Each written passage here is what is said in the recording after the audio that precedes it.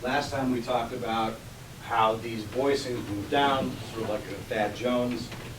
They're very much chromatic harmony.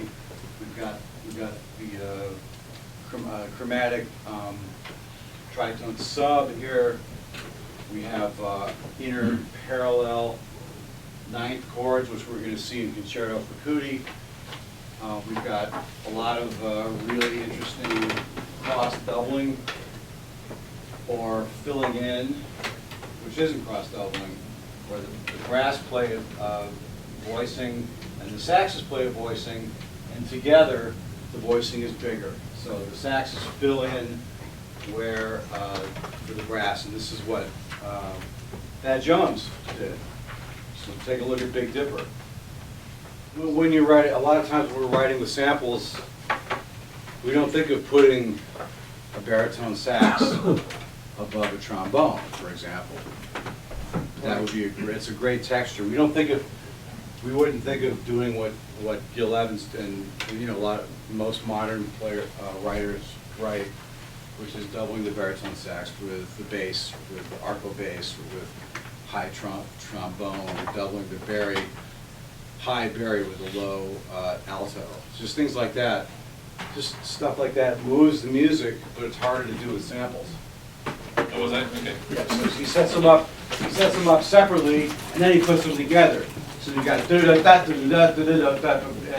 it's undulating back and forth between the sections. When he overlaps these brass going bop, ba-da-da, bop, ba-da-da, bop, and the trombones going da-da-da, da-da-da, da-da-da, da-da-da, you get da-da-da, da-da-da, da-da-da, da-da-da, and you get that third dimension of tension. Everyone know what tritone substitution is? G7 and D flat 7 are the same thing. They both can go to C as a dominant chord. The stepwise motion is very jazzy. The half-step motion is a very jazzy thing. So this is an A7. That's the 7. Ba ba ba. He's harmonizing the melody with this in A flat. G7, A. That's the 9th. This would be the flat, the sharp 11, flat 5. This would be kind of a 11th sound. This is the only one that doesn't really fit, but it's close enough. 3rd, ba ba ba ba ba ba ba ba. How to harmonize that with the descending ba ba ba ba ba ba ba ba, and it keeps going. Isn't that cool? Yeah. Now what Thad Jones would, or Ray Wright would say to do would be to double this note, and probably you hear this, with the bass. Except you write the bass an octave above it. So they're actually playing the same note. This note will even ring even more. And that's what Gil Evans does a lot. He doubles that note with the mid bass. Do do do do do do. So you get this transparent texture that sort of takes over the band, and that actually brings the line out a lot.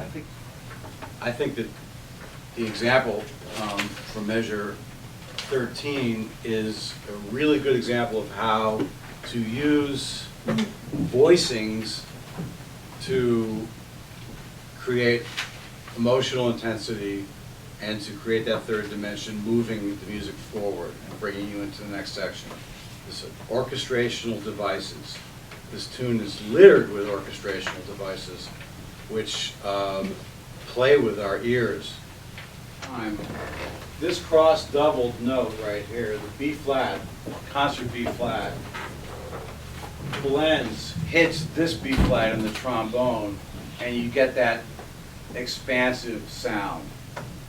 It's like when, in a jazz piece, when alto and trumpet play a unison melody. It sounds like a different instrument, and the sound spreads. This is a stock and trade of modern large ensemble jazz writing.